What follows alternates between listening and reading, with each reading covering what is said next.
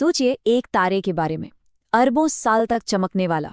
और फिर सोचिए एक हाइड्रोजन बम के बारे में, पलक झपकते ही सब कुछ तबाह कर देने वाला। दोनों की ताकत का राज एक ही है, थर्मोन्यूक्लियर फ्यूजन।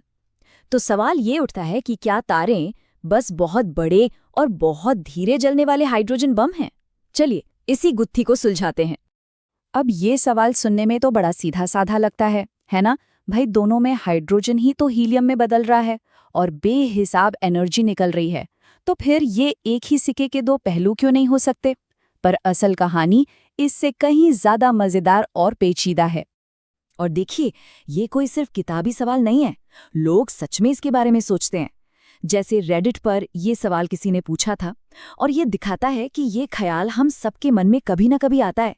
आखिर वो कौन सी बारीक सी लकीर है जो एक जिंदगी देने वाली रोशनी और एक सब कुछ खत्म कर देने वाले धमाके को अलग करती है? तो इनके फर्क को समझने से पहले ये जानना जरूरी है कि इनकी शुरुआत एक ही जगह से होती है, और इसका जवाब छिपा है एक ऐसी कमाल की प्रक्रिया में जो असल में पूरे ब्रह्मांड का इंजन चलाती है। जी हाँ, ये सब कुछ थर्मोन्यूक्लियर फ्यूजन का खेल है। मतलब जब बहुत ज्यादा गर्मी और दबाव में हाइड्रोजन जैसे हल्के एलिमेंट आपस में जुड़कर हीलियम जैसा भारी एलिमेंट बना देते हैं। इस प्रोसेस में थोड़ा सा मास एनर्जी में बदल जाता है, और बस यही वो एनर्जी है जो तारों को भी चमकाती है और बमों को भी दहलाती है।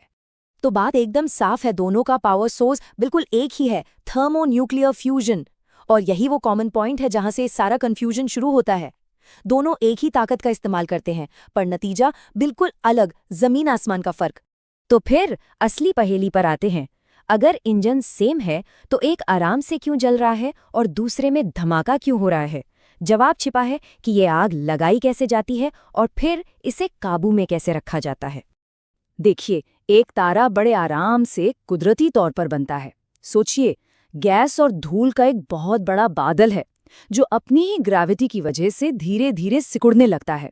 और जैसे जैसे ये सिकुड़ता है, इसका सेंटर यानी कोर बेतहाशा गर्म और घना होता जाता है। बस जब गर्मी हद पार कर जाती है तो फ्यूजन शुरू हो जाता है। मतलब यहाँ पर ग्रेविटी ही ट्रिगर है, और ग्रेविटी ही वो डब्बा है जो सब कुछ संभाले रखता है। और अब बात करते हैं हाइड्रोजन बॉम्ब की। बिल्कुल अलग कहानी। ये कुदरती नहीं है, इसे इंसानों ने बनाया है, एक बहुत ही कॉम्प्लेक्स मशीन।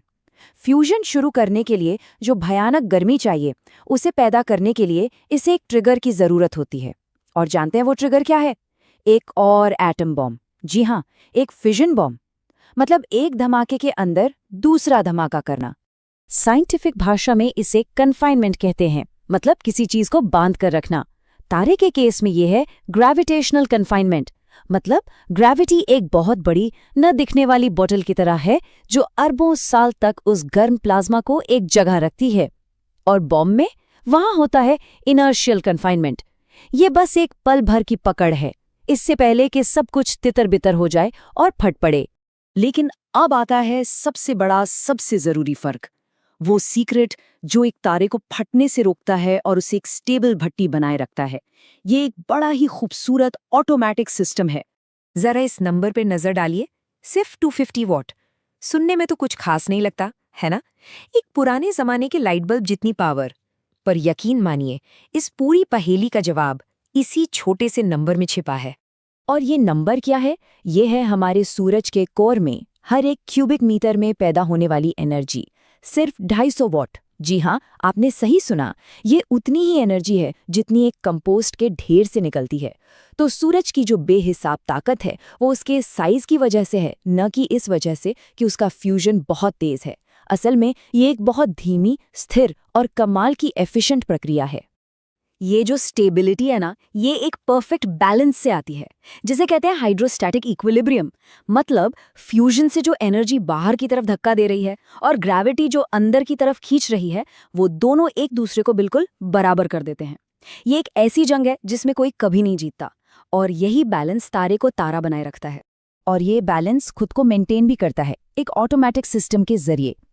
सोचिए, अगर कोर थोड़ा सा ज्यादा गर्म हो जाए तो तारा हल्का सा फैल जाता है। फैलने से क्या होता है? कोर की डेंसिटी कम हो जाती है, जिससे फ्यूजन का रेट अपने आप धीमा हो जाता है और कोर वापस ठंडा होकर नॉर्मल हो जाता है। ये बिल्कुल एक नेचुरल थर्मोस्टेट जैसा है जो तारे को फटने से बचाता है। बॉम्ब में ऐसा कोई सेफ्टी स्विच नहीं होता, वो तो बस एक बेकाबू रिएक्शन है। तो अब तक हमने देख लिया कि दोनों में क्या एक जैसा है और क्या अलग है। तो चलिए अब सब कुछ एक साथ रखकर फाइनल फैसला करते हैं, रिएक्टर वर्सेस बम। तो निचोड़ क्या है? तारे को ग्रेविटी शुरू करती है और ग्रेविटी ही उसे काबू में रखती है। बम को एक दूसरा बम शुरू करता है और वो बस एक पल के लिए ही काबू में रहता है। तारा स्टेबल है, खुद को रेगुलेट करता है। बम अनकंट्रोल्ड है, एक चेन रिएक्शन। एक की उम्र अरबों साल है, दूसरे की बस कुछ माइक्रोसेकेंड्स। तो आखिरी बात, एक तारा बम नहीं है, बिल्कुल भी नहीं। असल में वो बम का ठीक उल्टा है। वो कोई धमाका नहीं, बल्कि कुदरत का बनाया सबसे परफेक्ट, सबसे लंबे समय तक चलने वाला फ्यूजन रिएक्टर है। और यहीं पर एक बहुत दिलचस्प ख्याल सामने आता है। तारे हमें दिखाते हैं कि कंट्रोल्ड में लंबे समय तक चलने वाला फ्यूजन मुमकिन है, और दुनिया भर के साइंटिस्ट धरती पर इसी को बनाने की कोशिश में लगे हैं। तो सवाल ये है कि क्या इंसान कभी तारों का ये राज पूरी तरह समझकर धरती पर अपना छोटा सा कंट्रोल्ड किया हुआ सूरज बना पाएगा? इस सवाल का जवाब हमारा भविष्य तय करेगा।